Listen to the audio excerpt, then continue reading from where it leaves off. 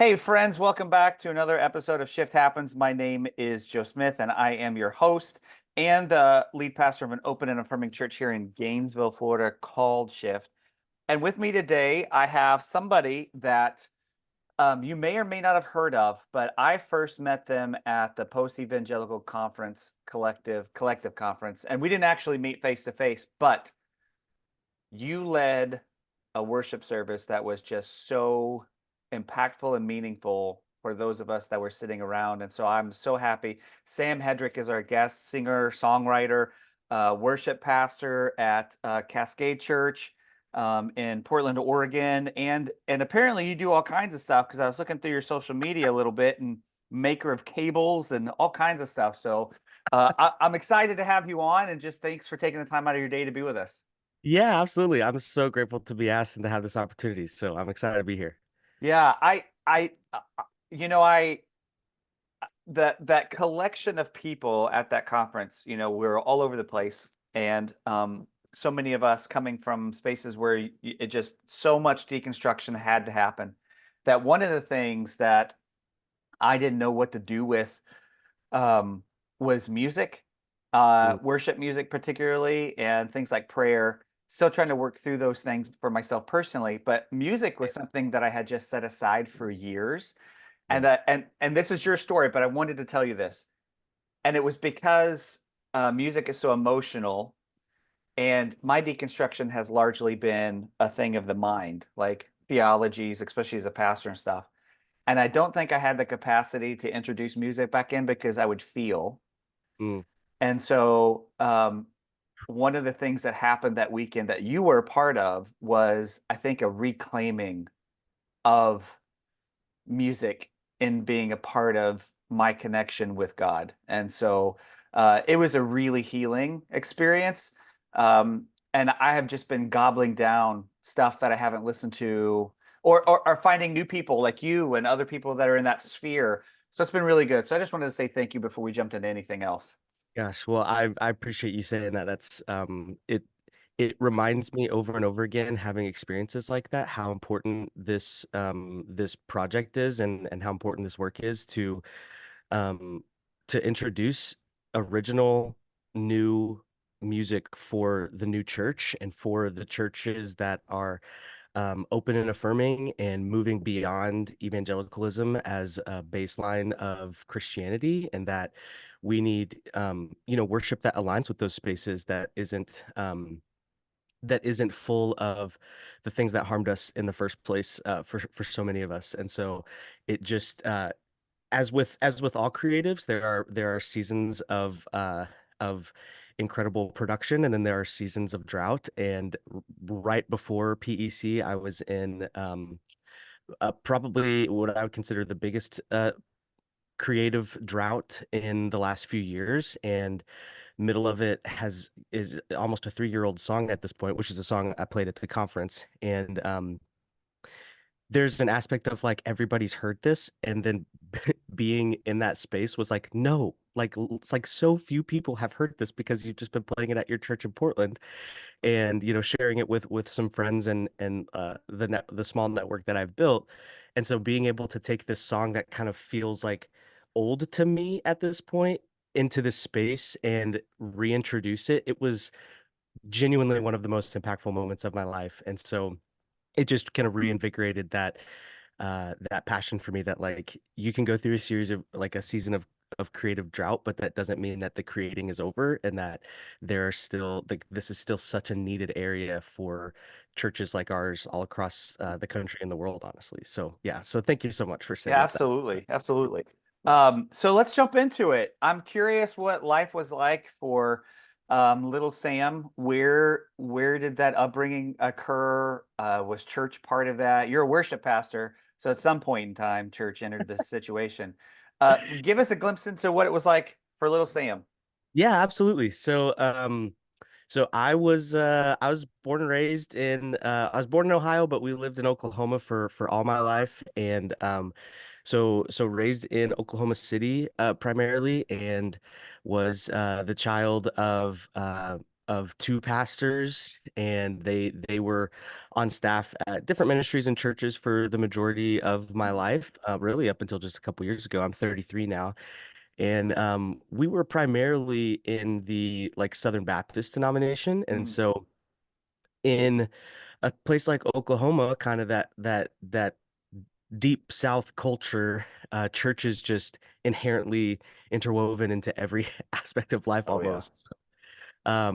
Even in the school I went to, albeit it was a public school, but because the school sat on land that was owned by a local church, we couldn't do things like have a school dance on the property. So that's just how like interwoven the culture is down there with church and literally everything else. So Wow. so yeah, so I mean, my I and to preface to set the context for my story, I came out as transgender in 2017. I came out as queer in 2016, and then kind of through a lot of education and self-evaluation, realized my identity as a trans man in 2017, and so started that journey then.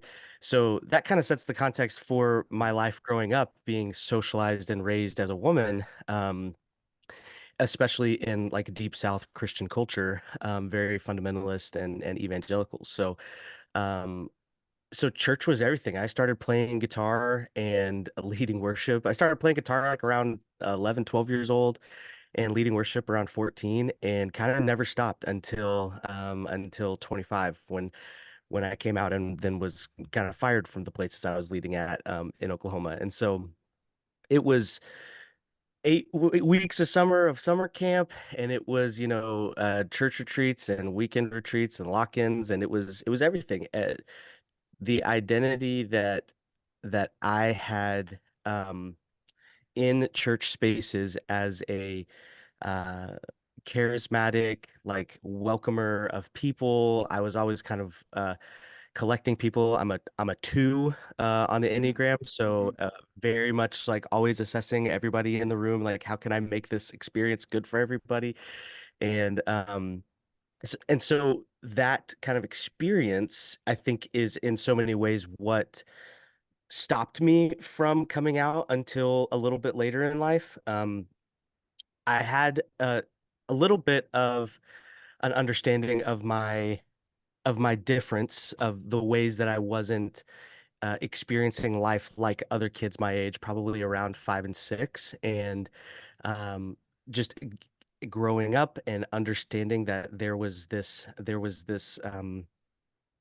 thing in me that didn't feel like other people around me had, and then specifically being my attraction to women, and so kind of understanding queerness without any language at a young age, and then being raised in cultures like that in the South, evangelical culture, it's very much it's very much not open to queer folks and to queer life in a lot of ways, especially in the 90s and early 2000s. And so that understanding of shame of who I was learning that I was, and how that was not accepted, I think really just kind of put a lid on everything. And then my entire life, probably in so many ways, why I am a two. I'd love to know what number I actually am because I learned to mask and to kind of deter like attention to this thing that was inside of me by doing all these other things by excuse me by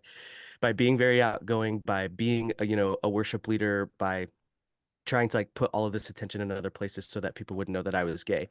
And so so that kind of paints the picture for the majority of my upbringing and my life in Yeah. Oklahoma in the church. Oh, where the wind comes sweeping down the plains, right? Sure Um, does. yeah. At what age was that starting to happen? Like, were you beginning to recognize and then mask? Yeah, I think it was really like it's interesting because when I think about my what I would say my understanding of being gay as my attraction to women and then my understanding of transness, there's kind of two different trajectories, which is really interesting to me. Like I idolized my father and I at like a very young age knew that there was this really there's there was this huge distance in between the way that I was experiencing like myself and my body and what was expected of me as a woman. And so, Mm, but then there was this kind of other parallel experience happening of me knowing that I was supposed to be attracted to boys and not having that experience. And so mhm. they're kind of two parallels, but I would say generally around like fourth and fifth grade is when I really started to like, as much as a fourth grader can Right. do, really have this internal, like these internal cycles of like I having like a breakdown in the fourth or fifth grade around shaving my legs for the first time because that was something that kind of connected me to my dad in my brain.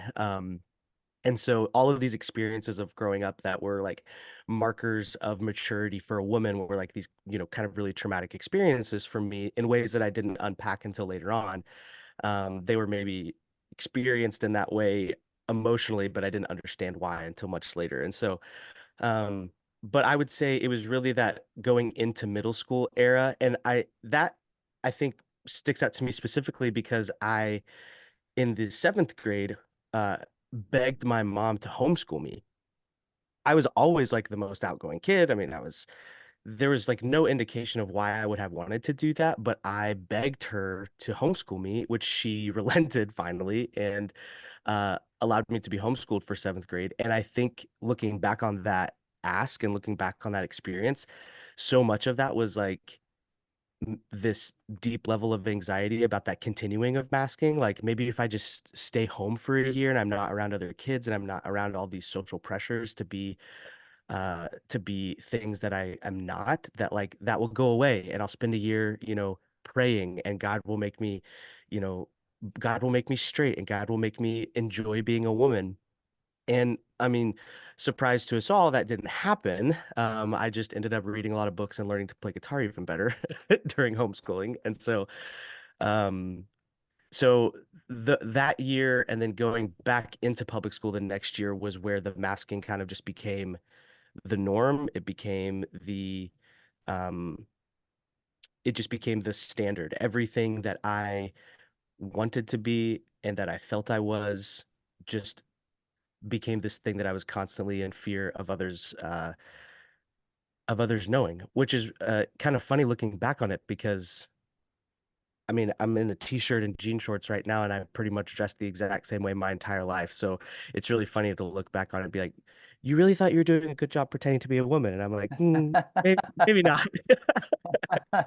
Everybody knew, I think. Yeah. It is curious. It's curious how, like, when you tell your story, just these things probably that at the time just didn't really make any sense. How looking back on it, how your body was already trying to say things to you that you didn't have language for, such as like shaving your legs and that being traumatic because that disconnected you from the male figure in your life Mm, and maleness, right? Like what a male is supposed to be. yeah. Um, that's really interesting. And also, um, there's always these shared experiences with people from all walks, right? Like I I've talked with people that had similar circumstances or thoughts, from like Phoenix and from the East Coast and from, the North and Midwest and all the stuff.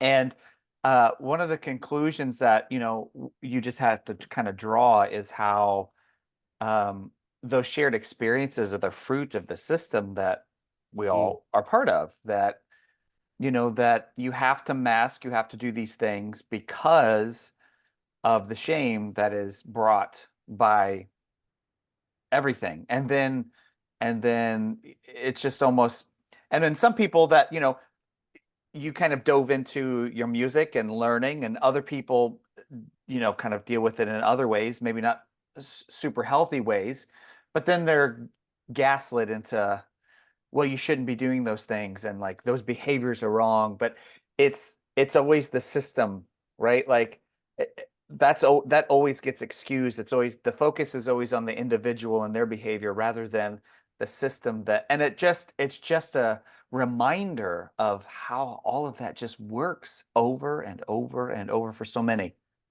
Yeah, I mean the over and over, like it was, from my experience, there was always a loophole inside of evangelicalism that led back to me being wrong. Mm, I could and my faith growing up was a thing that was incredibly real to me. I mean, it was this like it was this it was the only hope that I had mm, in that time and at that experience to try to have a normal life in the best words I can muster about where my head was at that point. If I'm growing up in Oklahoma in the church, like I'm looking around at everyone around me having what looks like that quote unquote normal experience, and I was outside of that just enough that I knew something was wrong, i.e. the mm, masking. And so if I shared that experience and the response, if I share with somebody, which was an actual thing that happened to me in college, the very first time I ever said it to a mentor was like, "Hey, I think that I'm struggling with," at that time the language was right. same-sex action. And the response was, "Well, we need to pray. We need to get you into, mentoring, da da da. Thanks for, sharing with us, and God's going to do great things," which then led to like, "You're not praying hard enough, which means you're probably Mm, not a Christian to begin with." And then this just kind of loop cycle happens where the fault is always on me and not, and I think most queer people growing up in the church will tell you, like, no one has prayed harder than us for things, for answers from God. Like, no one has. And I was very much on the side of like something needs to change about me. Like, this is like something needs to change, not that my faith needs to shift to align with who I am as a person. So it wasn't until later in my 20s that became my reality. And so um yeah, it's incredibly difficult when the system, and that's really what it is, this system that kind of forces you to adapt to this. I keep hitting my microphone, I'm sorry. you're That fine. like continues to like force us into this mode of existence in the church um that so many people aren't comfortable aligning with. And the fault of not conforming to that experience like always falls back on the believer, something wrong with the Hmm. believer. So yeah, it's exhausting. It's exhausting, but the fear of abandonment and the shame of maybe I'm not praying right, maybe I'm not praying, maybe what combination of words have I not said yet to get God's ear to perk up to answer this question for me, or to like answer this cry to like make me straight and make me feminine. Like, what is the magic sauce that I haven't poured on this breakfast yet, that like, why isn't God responding to me? um and what's beautiful is, like, at the end of the day, the system itself abandoned me entirely, which led me to like the most fruitful and like gorgeous, uh holy, like real relationship with the sacred that I had never experienced before in my life, because that moving into the acceptance of who I was created to be, and that was like for me, that I was created by a God, made in the image of God as a trans person who loves women. And uh that that was me experiencing God's fullness, not trying to like not trying to sliver myself off into an experience that was not mine. And Yeah. so Well, what you said just reminds me of a quote that I came across this past week, and it's from Saint Catherine of Siena, and she said, "Be who you were created to be, and you will set the world on fire." mm, And what you said just totally reminds me of that because, I don't want to skip ahead because I want to talk about your music in a little bit, but I don't want to skip ahead. But because you went through that process, you, I mean, I I don't know how involved with the PEC that you and your church are, but at that conference, there were 300 people in a room that were going to all corners of the country and even a few other countries. And you sang a song that we'll get into, but you sang a song that helped set people's worlds on fire, mm, as they went different places. And now they're taking that. And it's just a reminder of like, of just how wrong we have truly gotten it sometimes. Just, I mean, it's not even like a small like, oh, we're just gonna move over here. No, just like completely, you've just gone in a totally different direction. And if we had just embraced, some of these other things that are taught in other branches of Christianity, um, man, yeah. It was it was it was true. So the pastors that I work for, Kurt Kroon and Sarah Schwarzenjuber, I think have attended PEC before, but after I think last year's session, I was on staff at Cascade at that time, and Kurt and Sarah were like, "We have to get you there next year. Like Mm, we would love to see you lead worship." And I was like, "I don't know any of these people. They don't know me. It's never gonna happen." And and then when this year came around, they asked if I wanted to go. I said I'd love to go, and had no expectation of being able to play to play music or to do anything. I just wanted to experience that conference because I have not been to a conference yet since coming out in 2016, 2017 era that was an affirming Christian conference that wasn't solely focused mhm, on like queerness. And I think that was the defining characteristic of this one is like obviously open and affirming as like a baseline is kind of where PEC is at, but the entirety of the conference wasn't focused on like queer theology in ways that there's other conferences I've attended, which were beautiful. It was beautiful to be in a space where it's like all queer people having mhm, this this kind of return to faith practices that we've maybe all not done for a while, but to be at PEC in a space that was like that space for me personally is what like actual inclusion kind of felt like because it wasn't a um we were just a part of the group as a whole like mhm. we as other queer people were just Right. a part of the group as a whole and it wasn't even a question, it wasn't even like Yeah. it It just wasn't, is. it just Yeah, yeah. is.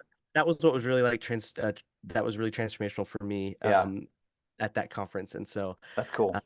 yeah, I am very excited Yeah, to that's cool.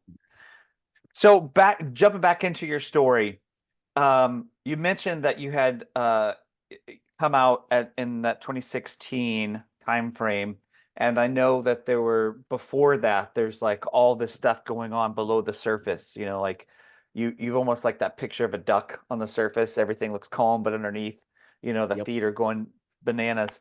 Well, thank Um, and so I'm curious at what was it? What was it for you that began like internally that began to shift of like, no, this is not how I'm meant to live. I really do need to start leaning into this. God's not answering these prayers. I'm feeling this, I'm experiencing this. What was that for you? yeah, so I went to a I went to Oklahoma Baptist University for a Hmm. while, and that is obviously an incredibly Baptist university in Oklahoma, and met who's a person that's now still my best friend, and he was the first other person through years of our friendship. He was the first other person who was a person of faith who told me that there was faith traditions that like welcomed and loved queer people, and I was kind of just like, what? Like, no, those are probably all Satanists, okay?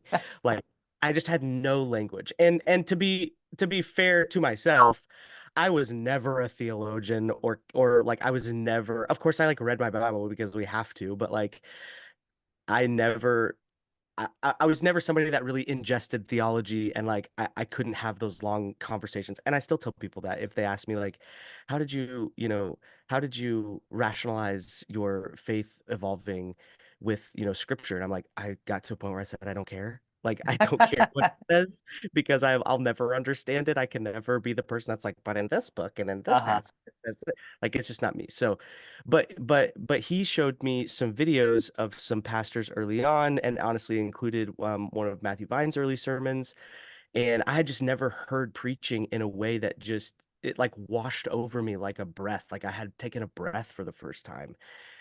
And it took me still a few years from there to get to the place where I was actually coming out, but that really kind of opened the door for me to understand that like this doesn't have to be the only way. It might be the only way I've experienced for all of my life, but it is not the only way to experience God. And then ultimately I met Haley, who is my wife, and she was the first person that I was like, I will risk everything in my life.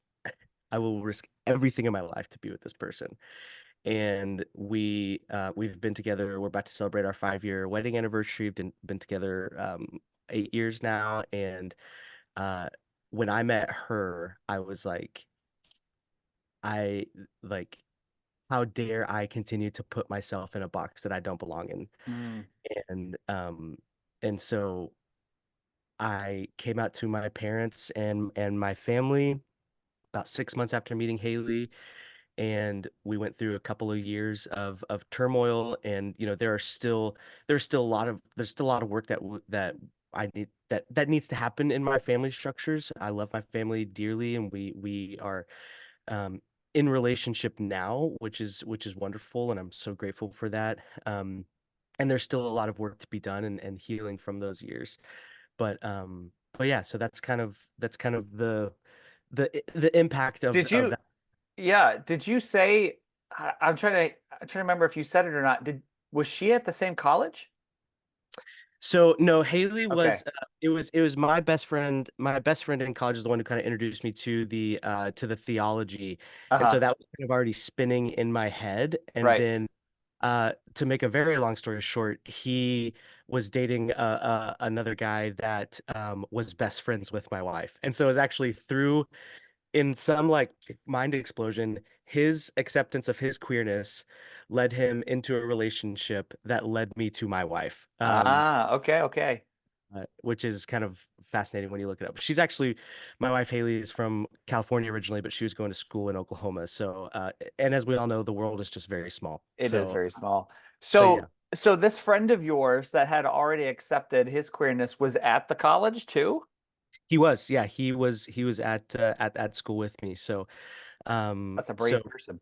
very brave. And I mean, watching him and being with him through that experience, which was kind of a culture shock to the campus, Hmm. um, was it's something that's still, and being able to stand with him in that space. And um, even though my theology had not evolved to Hmm. that level yet, knowing that I loved him so much and couldn't stand to see him kind of reap the repercussions of the political university for his ideology. It's led us into this 15-year friendship at this point, where he doesn't live we don't live near each other, but he is still my best friend to this day because of those experiences that we shared, Hmm. when we were 21, trying to revel uh with understanding queerness, and how to love and include people with the language that we had at the time, in spaces that were very much against that, and kind of like fighting the system at such a young age. It's like very it just kind of binds you in a way. So And sitting here listening to you tell that story and thinking about the webs that, you know, kind of spread out, if that's what you want to, that imagery of those interactions, those early stories, and how you're fighting for each other, and but how interconnected we all are truly, and how his ability to do what he did then led to what you were able to do, that led to the life that you're living, that then led to like us reconnecting, and or us connecting, and in our context having this experience sitting and listening to you sing this song that we then took to our people here down in Gainesville. And you know what I mean? It's just this interconnectedness that's like we're all in this together. And if we would just learn to, like you said, just that love and inclusion and how beautiful it truly can be. Man, we could just make this world a better place if we would just get off our high horses about. And I don't mean us. I mean we as a, like a culture. You know what I mean? I probably Uh, still got one or two more high oh, horses, I but do too. Yeah, yeah. but no, yeah, I'm right there with you. When you're kind of like, when your world breaks open in that way, it's you kind of look back and you're like, gosh, like this is so much easier than I thought it would be. Like this is so much easier and so much more like wholly fulfilling. I feel so much more connection to the divine and to the creator in ways that I never could before when I removed this like veil of shame and of disappointment about who I was and who I, had programmed myself to be. When I like shed all of that, uh, there's just this constant breath of like, there have been so many hard things, but reckoning with my faith on this side of queerness and this side of post-evangelicalism is like truly so much less scary than I thought it was going to be before. Mhm. It's like I'm terrified of heights, but taking a step off of something, I'm sure paragliding or something, it's like the scariest part's taking the step, and then once you're flying, you're like, holy crap, this is so pretty. Never done it, never will, but I assume that that's what it feels like. That's funny. But you're not wrong. And I would imagine, I would imagine that leading up to those moments of taking that first step, whether it's with, that first time you did actually come out to somebody, or the first time, that first conversation, leading up to with your family just felt so terrifying. And yet, never having, for me, just not having that part of us of my story, right? Um, but listening and being honored with so many people sharing their story with me, it almost feels like, yes, not to fairy tale it, because there's still lots of heartache and lots of hardship after that. But one of the shared experiences, was what you just described, just being able to say it out loud in and of itself, almost almost, I don't want to say like an instant healing, but there is like this. I having never It, walked that path, I don't know that I have the words for it, but just like you said, taking that first step and then, oh my gosh. yeah. Yeah, the best way to describe it for me was, and my coming out experience was was strange in the way that nothing probably ever goes as we really plan it, but I had Yeah. this kind of really intentional plan to like come out in batches, to kind of dip my toes into the waters and see how people were reacting. And through a period of a week's time, uh the world kind of blew up for me. So I was in like a women's small group and a space that I thought I could trust, and shared my experience. And then by the next day, I was getting a call from the lead pastor of the church asking me to not participate in any, leadership any longer. So when that blew up, I was terrified that everyone was going to find out before I could tell them, which was a very valid fear because it was happening, it was actively happening. And so there was a hurriedness and a rush to it that probably led to a lot of missteps on my part as well, but there was um there was still this feeling of like this freight train is going faster than I can stop it. Mm. Might as well like stand on top and just scream as loud as I can. And so there's this thing that I have been bottling up and holding inside of me for 25 years is a thing that I cannot contain any longer, and it's beyond me. It's beyond my containment. And this excitement and joy and love that I'm feeling for this person that has finally given me the courage to come out is like worth all of this. And so it was like breathing for the first time. Like I had been holding my breath of this information about my identity for so long. So when it blew when it got past me, past something that I could contain, and my worst fears came to life, that like everybody knew this thing about me now, it was just like, okay. And it's their choice to do with it what they want. If they want to stay, they'll stay. If they want to go, they'll go. But like, I am going to be okay. And I never thought that I would be. I never thought that I would be here. I never thought I would come out. I thought I would live my entire life with this secret. You know, and now that's not my reality. And like it was just like very, for those first couple of months and the first couple of years, you're just like tenderly taking a step, like which step is going to crumble, which step is going to crumble. And like for me, ultimately, so many did crumble, but like my world exploded in ways that I never could have realized, and um there was a moment in college when I was, as most people, your faith journeys just go everywhere. I was very conservative Southern Baptist, and then Mhm. I went to a very conservative but very charismatic church in college, before Oklahoma Baptist University. And there was a moment where somebody prophesied over me, and I'm 20 at this point, and no thoughts about coming out. And somebody prophesied over me that I was going to write music that was going to change like the trajectory of of the church, which feels like kind of gross to say out loud, but at that moment in that time, I was having a hard time writing music, but I was doing a lot of playing, doing a lot of leading, and I was just like, "Oh my gosh, now finally somebody's prophesied this over my life and this is gonna come true and this is unbelievable." And the next like four songs I wrote were just awful. They were just terrible songs. Like they weren't catchy, they weren't, they weren't sound, they were messy, and I was just like, "Okay, that was weird. I'm just gonna forget that that happened."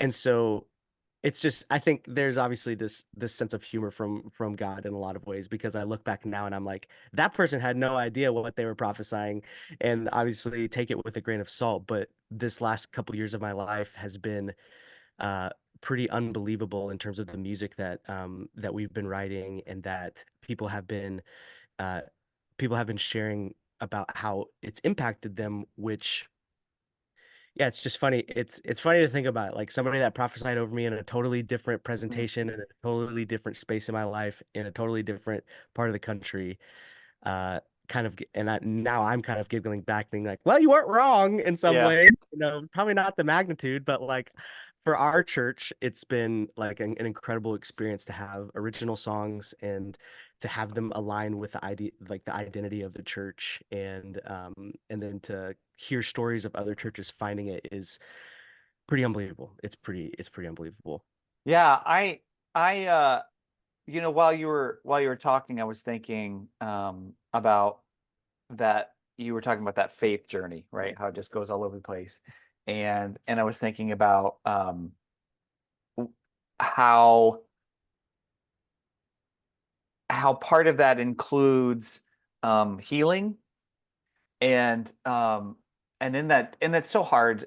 It's like the more fundamentalist you grow up, right? It's just so hard depending on there's just so much to untangle, but that moment where you can begin to look back in even, a dark season of where you're like in this really conservative, charismatic church.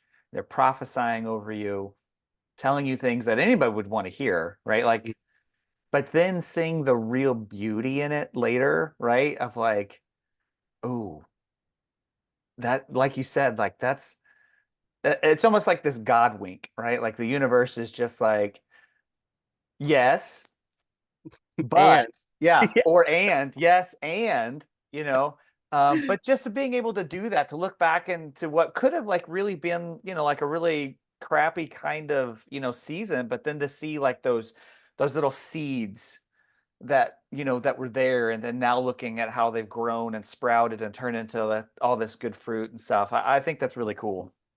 yeah, maybe God really does love improv with the yes and. So yeah, it's pretty wild. And I think when you're in a charismatic tradition like that, and I was only there for 2 years, there are so many experiences that are happening so quickly. That's probably Mm. a whole other 2 hour long podcast. But that was one for me particularly that like still sticks out to this day as like what a strange thing to have experienced. And that was at like a huge conference where this person like crawled over chairs and banisters to come find me, and I have no idea who she is. Like I've never seen her, met her before in my life. And I don't know what to do with that experience about its like authenticity, Mhm. except to share the wink with God about what I'm getting to experience now. Like, wow, it's kind of funny you gave me that like really wild experience. So now I can, incorporate into stories about the music I'm writing. Uh-huh. Yeah, yeah. No. And I wanna spend some time talking about that too. Because you mentioned the fact that this you told this this group of women in confidence something, and they immediately went and tattled on you, which Yep. I mean, that's just how it is, right? I mean, It is, yeah, it's sad. I laugh because I'm healed, I guess. yeah, but listen, if you're still listening to this and you're not totally affirming, bravo that you hung through it this far. But um, if you're in a Christian space and somebody tells you something in confidence, just keep it to yourself. Just come Yeah. on. We're not middle school children here. Anyway, Yeah. um, Well, the so fear of this God makes people do a lot of weird things. So that's very true. So this train starts rolling. You're asked to step down. You're no longer able to lead worship there. How did you get from there to then now you're a worship pastor? I know that's probably a huge leap, but what was that trajectory like? yeah, so after that kind of initial the reckoning, if you can call it that, I was just completely disconnected from church for about 5 years. My wife is finishing, like, literally defending her dissertation in weeks, Nice. to be a clinical psychologist. And so she was working at the time in crisis care in Tulsa, and she started having this dream of going back to school. And so she ended up getting into school here in Oregon, and so we moved to Portland in 2019. And I was working from home at the time, and the school that she got accepted into is a school with Quaker tradition, and my wife was also raised in the church and had, a similar coming out experience in the church. And but because of her education, she was interested in kind of re-tapping into church, into church community, and we had just moved across the country, so like we kind of needed some community and kind of didn't know where else to go, maybe besides the pickleball court to find to find some community. And so through that experience and through churchclarity.com, we got connected with Cascade Church Portland. And the probably the most wild part of that story is after 5 years, which when we first went to Cascade, we had a coffee with Kurt Curran, the pastor there, and he was excited to meet us. And we just kind of very quickly told him our story and my story, and he was like, "I'm so sorry that that happened to you. Do you want to lead worship here next week?" And I was like, "Hold on, did you just miss the part where I was fired for being trans and leading worship?" And he's like, "I'm really, really sorry that happened to you. Do you want to lead worship here next week?" And I was just like, "What? Like, I don't we have to have like some long conversation about me not, like, it was just the first time that I had ever experienced that deep level of like pastoral inclusion. And so I was like, Maybe that's too soon, but maybe I'll play." So I started playing guitar again, just kind of get me back into the rhythm of being there and kind of tiptoeing my way into seeing how it felt. And uh, did a couple weeks of playing guitar. And then uh, the week of March 13th, 2020 was the first Sunday that I led worship again after 5 years, which meant that that following week the world shut down from COVID. And Yeah. so after, almost 5 years of not playing in a church, leading worship in a church, I get to have this incredible experience of like being my whole self, standing in front of a body of people all gathering around you know, the same the same ideology, which is Yeah. just coming here to love people and be together. Their personal theologies are all over the place, and in so many different ways. It's like there's nowhere else I would, have it, because Yeah. it's beautiful to be able to learn from each other in that way. And then the world shut down with COVID. So then I'm kind of sitting in this like, what the heck was that experience? Yeah. That was awesome. And I'm not healed yet. Okay, how do I move forward? And so the isolation of COVID kind of led into a period of writing. And I was kind of having that experience of writing songs for the first time that felt like songs that I was actually writing, that I wasn't just masking what people wanted to hear. Hmm. And that's kind of built the foundation of how I write songs now, which is like, what are the questions that I have, what are the things that I'm experiencing, what are the questions that I'm asking about God, how do I see God, how do I see the creator, and just putting it into song form. And then kind of stepping back and going, no, no, this is a worship song. Like, there there is no guidebook to say that, like, a worship song has to be definitively spoken in the voice of God, or has to be full of all this theology that I don't align with. And so, uh, so through my wife's education, getting us to Portland, and then honestly through COVID, that kind of led back into thinking about church music and really reigniting that passion for writing worship music that had been kind of bubbling under the surface for several years. So, and then of course the world starts to slowly open back up, and I get to have a great meeting with Sarah and Kurt at Cascade, and they um, just uh, very generously offered me the role of being the kind of coordinator and worship leader at Cascade, and it's been over, oh gosh, almost 3 years now, and it's been incredible. It's just been an unbelievably healing experience, and yeah, it's hard to describe. Again, I really could talk for about 5 hours about it, but Yeah. it's been Well, beautiful.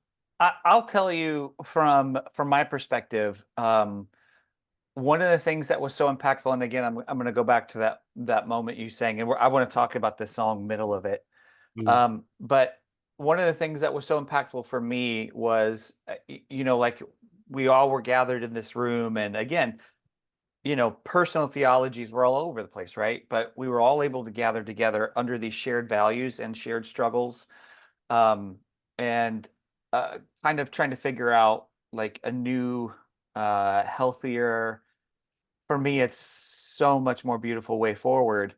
mm, Um, and part of that, and part of the conversation my wife and I were having on the way home, part of that story was the fact of being led in worship, musical worship, by a trans man, mm. and knowing the uh, not knowing your story, but knowing that there was that hell hell had to be paid for you to get onto that stage and sing that song. And Yeah. to then sing it together was, I mean, just that whole day, but it truly was like, just it felt like sacred. Like, take all the Christian stuff out of it, right? It just felt like this really sacred, holy moment. Mm. And I don't know, there's no question to that. It just Yeah. was, it just was. I that those 2 days, gosh, I could take that conference for another 3 or 4 days. That's Oh, my I only know. my only critique. Add a couple more Same, days, guys.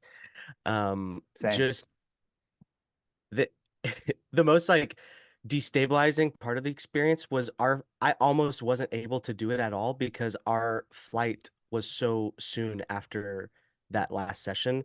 So Mm. like we did the song, I'm like literally sobbing, going back to my chair, and then Sarah's like, "We have to leave to catch our flight." Oh, I'm like, "Okay."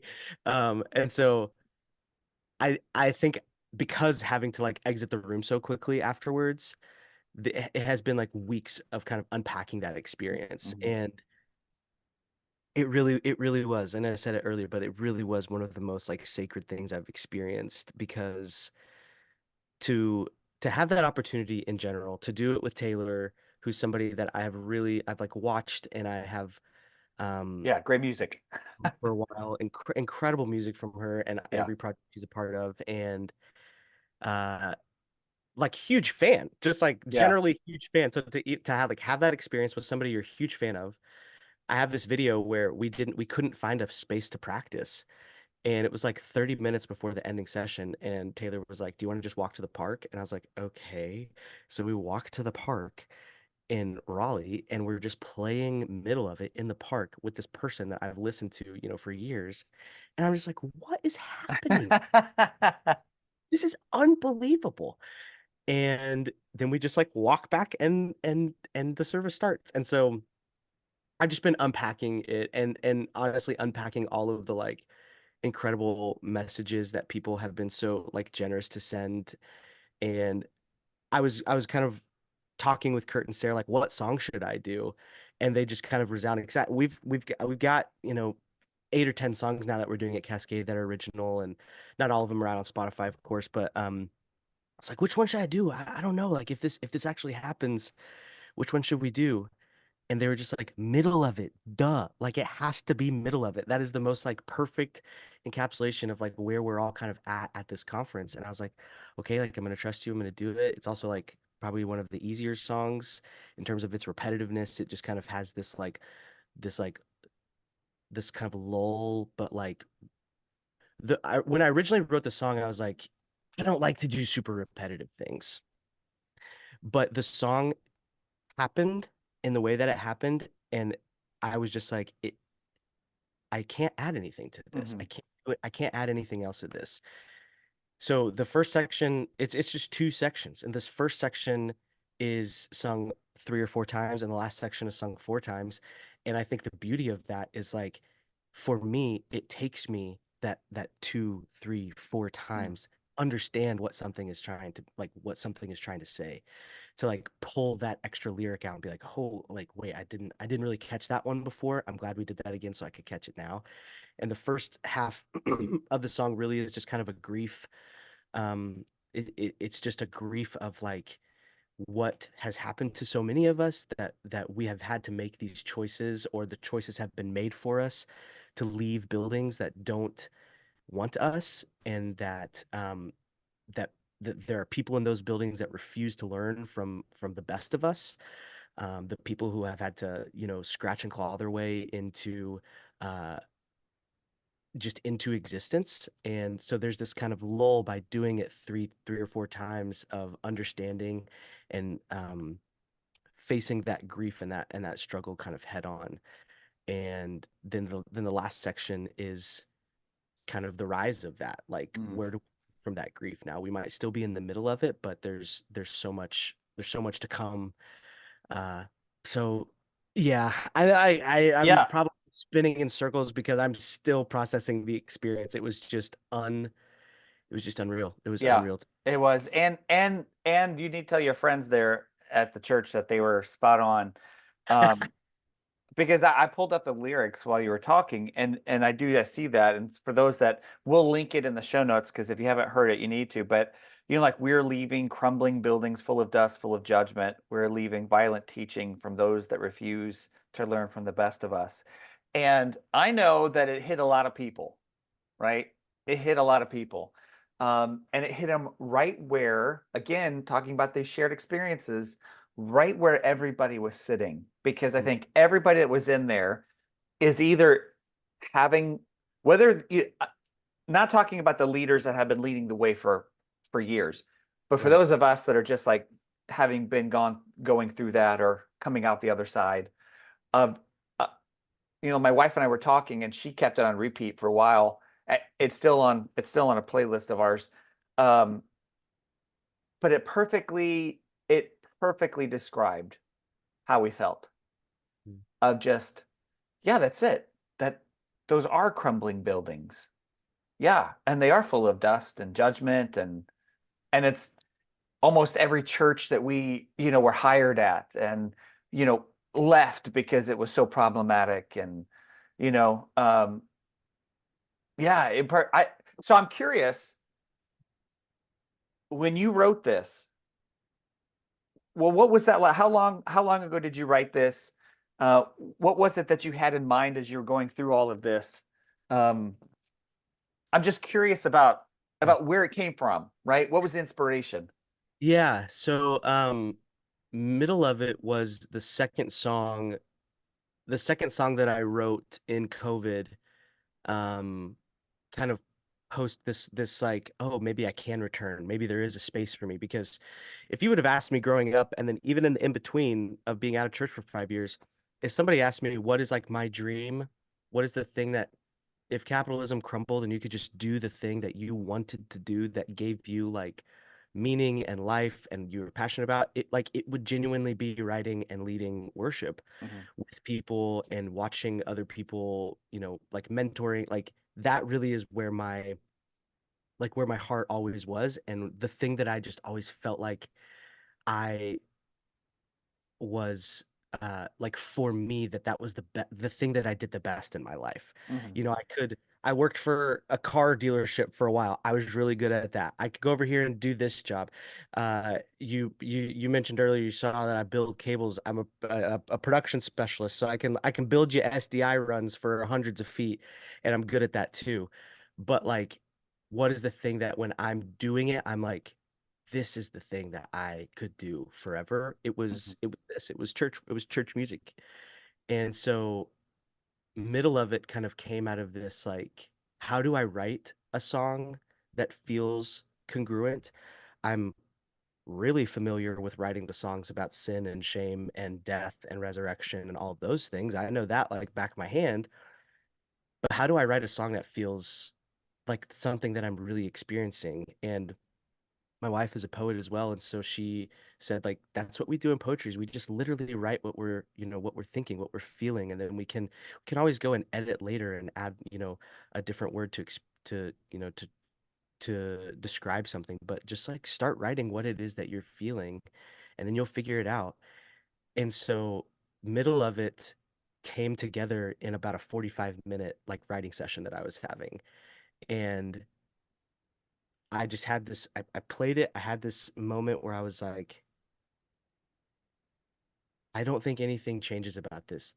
What that was might have been, dare I say, like a holy experience. That might have been a little Holy Spirit session. I might have just like let my mind open just enough to let something fall onto the page that is just meant to be. And I sent a quick demo to the co-pastors at Cascade, which is something I like to do. I like to include them in all the worship that we do at Cascade, just to say like, hey, I'm thinking about this song. I might change this lyric here, especially if it's not my song, but this feels Mhm. congruent. What do you all think? And so there's this collaborative piece to kind of setting the tone for Cascade. And their response was just kind of like a resounding. That was a Saturday night that I wrote middle of it. Their resounding response was, "You will play this tomorrow morning, no questions asked. Tune your guitar, change strings, whatever you have to do. You're gonna play this song tomorrow morning." And I was like, "No, no, no, it's not ready. It's not ready. I just wanted your opinion." And I played it the next morning, and just kind of trusted them. I just trusted them, said, okay, everything in me wanted to like, critique it and nitpick it and say something more important or more passionate or like, That's say your something. one wing, huh? Yeah, it That's your is. one wing on your two. Yeah. Yeah. Getting to the end, I'm like, I feel like I'm never there on anything. So and they didn't let me do it, which was a gift. It Yeah. was really a gift because I could have destroyed what Mhm. had happened by my critique of myself in that space of writing. And so yeah, Now, that's how middle of it came together. It was very quick, and I haven't changed a thing about it since. no, I don't. It's literally perfect. Now on there, I would have to go back and listen. Does your wife sing on it with you? She does in the recording. Yeah, yeah. Okay. Yeah. She's doing all the backgrounds Okay. and harmonies in middle of it. So the worship project with under and Spotify is Sam and Haley Hedrick, and so she Yeah. have songs that I've written for her. We just haven't got them recorded yet, and she's got an incredible voice, and I'm really excited for everyone to hear it. Jeez. But, Y'all are a power couple. But I love how like you mentioned it, the trajectory of the song, it goes from we're leaving this place, but then there's this. And for me, I don't want to speak for everybody, but for me, it took me so long to get out of what it isn't. Like it's not this, this is wrong. It took me so long to get out of that into then this like almost turning the page of like, okay, well, what is it then? Right? yeah, Of like, okay, let's start moving forward. Uh Ren Collective, and I don't listen to a ton of worship music, but somebody posted this lyric that they have on some new song, like I'd rather strike a match than curse the darkness. mm, And I know I I have no idea what song it is. I've never heard the song, but that line stuck with me, and it feels like your song like literally does that. Like here's the cursing the darkness part that we all have to go through, and then all of a sudden it goes into this striking a match moment where it's like, but this is what we're seeking. It's a holy healing full of hope and full of justice. And I love the fact, love the fact that you've got she Mm. Don't you as love that? I do. I absolutely do. I have advocated for like it's all theology, right? Theology is just our best guess of what the divine is, of something that's honestly unknowable. But the idea of the spirit being that feminine expression of the relationship that we describe as Trinity, I have Yeah, long believed that. And so yeah, I love the fact when artists or authors attribute that because I think it's so beautiful and we miss it. We miss we do. so much when that's not part of it. I don't, and the fear, I honestly, the, for me personally, the fear of that's probably still the thing I'm most nervous about when I share that song. It's not the like condemnation of trauma-filled churches. It's using she pronoun for God that I'm like, how are people going to respond? Yeah. And I think it's because the shack was such a traumatizing experience in Christianity. I remember in our church and in my household, it was like, beautiful book, but God is and never will be a woman. And I was just like, copy that, guys. Okay, internalizing that for forever. And so to then pretty seamlessly incorporate Hmm. a she her pronoun into the song in a way that is like something you almost miss. Hmm. The song might be a little overwhelming on a first or a second listen, and then you might catch it the first time, but when you hit that she pronoun at the very end of the song, again, I just things just come like everything I feel almost in like through breath. It's like this breath of like, well, of course we're gonna move to a new place, and that like that newness with and connection with our creator is going to look different. Hmm.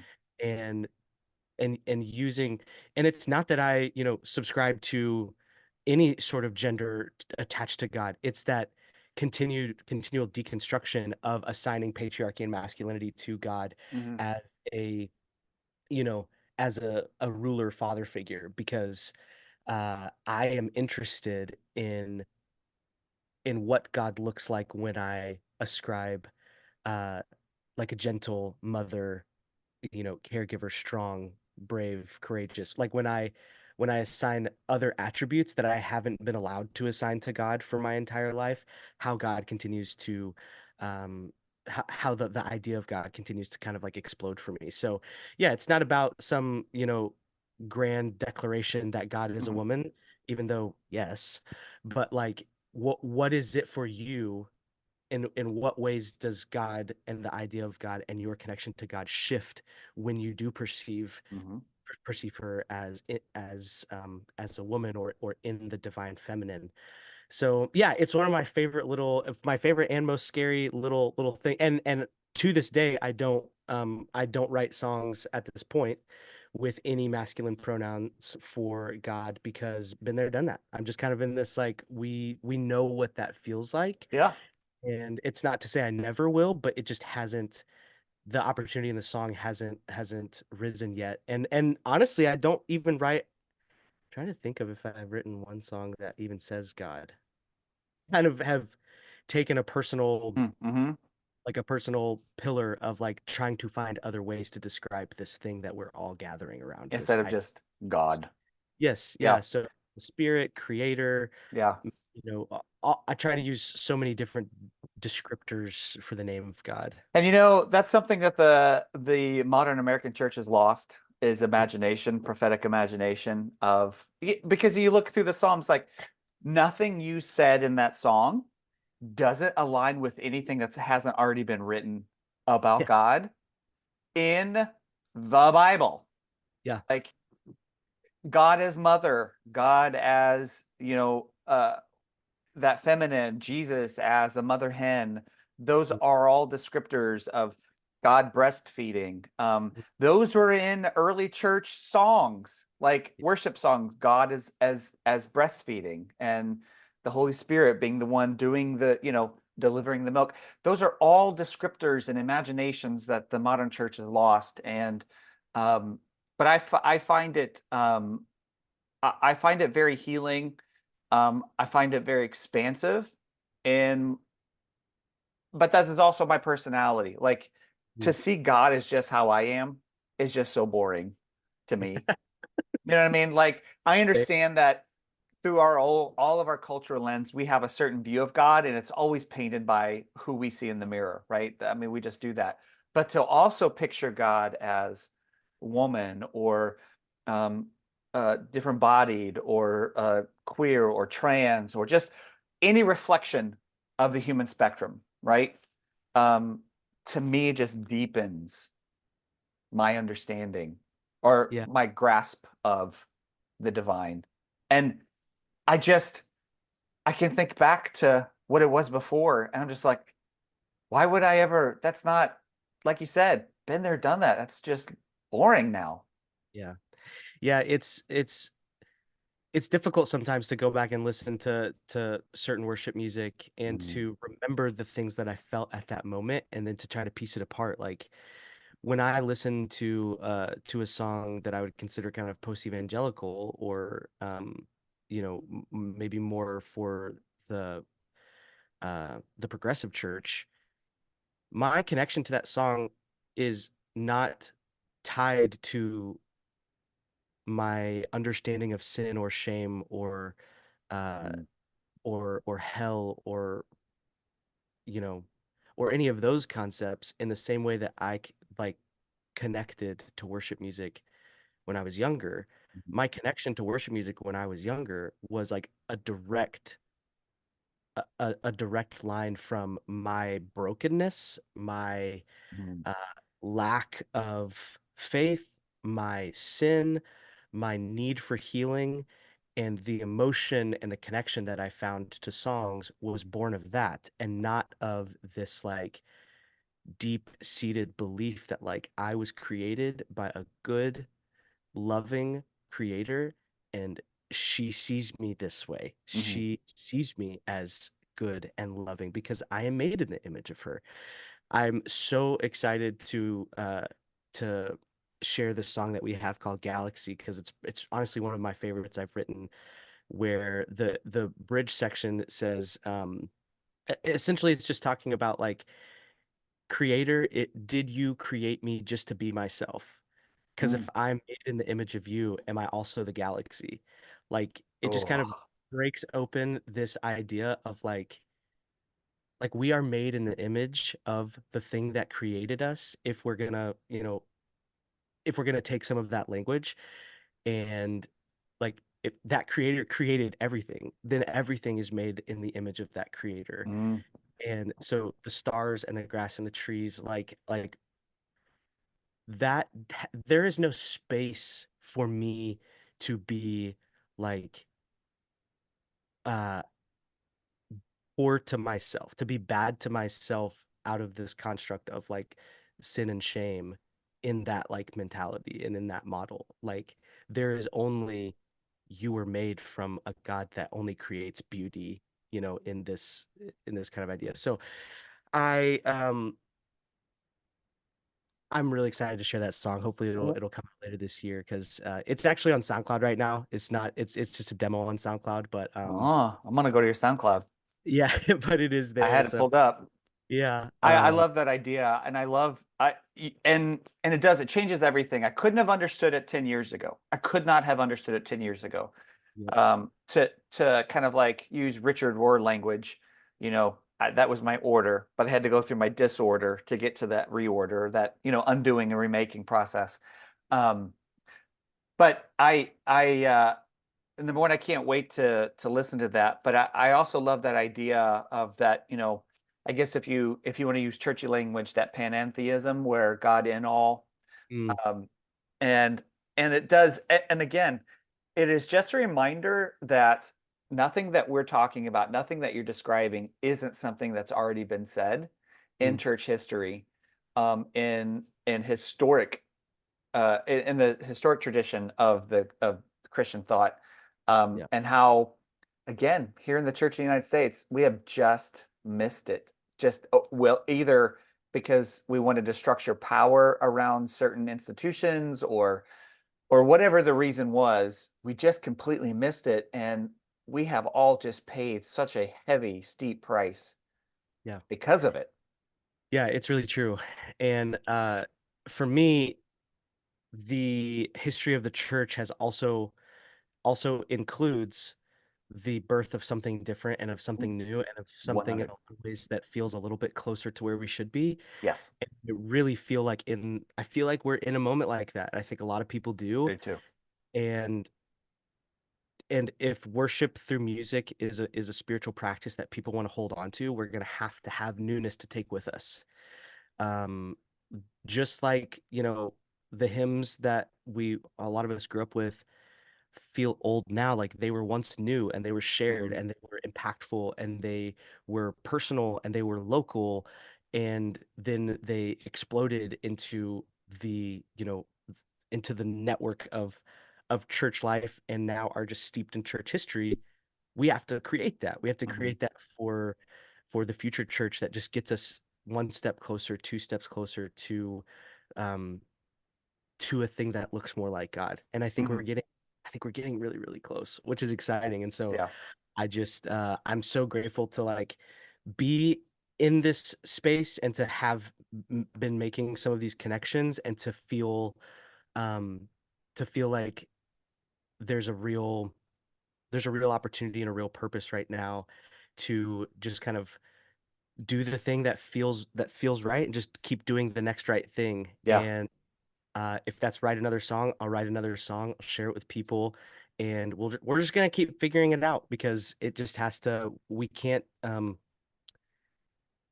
I refuse to build the new church off of songs by people who would choose to oppress me. Mm. Like I can't do that. That's doesn't feel. It doesn't matter how much I like the melody of Oceans. I can't sing it in a space that I know the heart of that song comes out of a heart that would choose not to have me sit at that table with them. So, and that's maybe a little dramatic, but it is just the way that I feel for me. And I'm open to um like a reinterpretation of songs that people feel strongly about, or returning to songs that maybe don't hold a lot of theology that is harmful. But I also just stand very firmly in this idea that like there is so much more to be written. Yeah. There's so much more to be experienced and to share and to create these kind of like new definitions and imagery and ideas around God that like we've just begun tapping into in church music. So much to be excited about. Yeah. I just for the record, I don't think you're being dramatic. I there Good. are songs that we just are off limits for me that I just don't want sung, Yeah. just because either the places that we sang them or I like you said yourself, I know the theology of the people that wrote them, and it's just like number one, like you said, there's better music. Why do I want to give them my percentage points of a penny or whatever it is, that you have to pay through CCLI or whatever? Let's give that to somebody that's actually doing something that's like good and fruitful, and like you said, getting us a step closer to what God actually looks like, or what we hope God looks Yeah. like. Because Hey, we'll never know, so we just get to keep imagining. and that's half the fun. It is. I really listen. I appreciate your time. I know you got stuff to do, so I want to honor your time. I just have one final question, Please, and then yes. we'll get off here.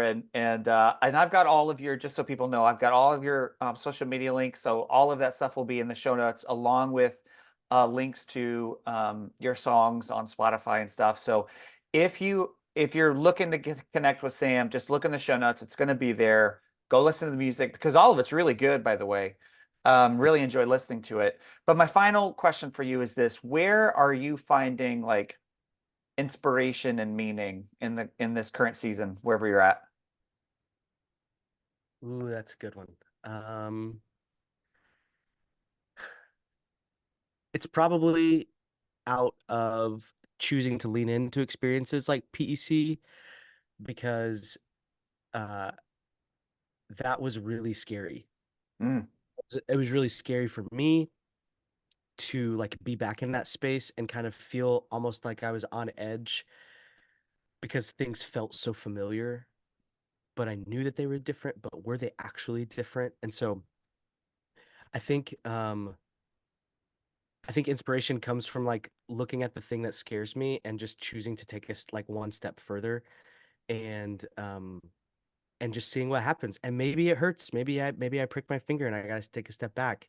But doing the thing that feels scary, I'm learning, I'm in my Jesus year, I'm 33. Like that has somehow always led to something really exciting and amazing around the corner. And I don't know, that's kind of my gut response to that question. I love Is that. And I think there's also as a two, I'm like, I'll find myself being really creative if I can build myself a schedule that also keeps me writing more and more so that I can lean into creativity as a habitual practice and not a spontaneous practice. And that's not my answer, but Yeah. No, I love that. I love that. I love the idea of like it's literally what you wrote in your song, right? Of this new way of seeing and being and of, seeking that holy healing, right? That's full of hope and justice um and then just trusting that she'll see us to the end of it. It's literally what you just said, and I love all of it. Sam, thank you so much for taking the last, I don't know, hour plus to share your story and just talk about all the things that are, good and right and beautiful and creative. And so, not only for this, but for the work that you're a part of, just thank you for all of it. thank you for having me, Joe. I really appreciate it. And yeah, like you said, I talk a lot, so I hope people found it engaging, and I would be happy to share, you know, share music demos, songs with folks. So just to preface, I am unfortunately terrible at keeping up with my email because I work in live event production, which gets kooky. But if you reach out to me and you ask for demos or charts, I promise you I do have admin days, so they just come semi regularly. Joe found that out too, so. It's fine. But no, It's all good.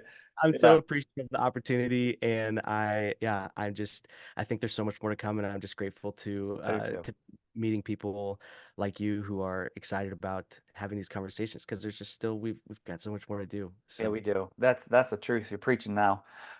Yeah. So everybody, listen, for real. Go check the show notes, click the links, listen to the songs, reach out to Sam and find out all the stuff. Like take these songs and sing them at your places so that we're not just singing the old stuff, right? that's Um, right. thank you everybody for following along. That was such a beautiful conversation. I had such a good time, and I'm hoping that you all found a lot of fruit in that as well. Thanks for following along. Hope that you are having a beautiful day. Now get out of here. Go love on some people.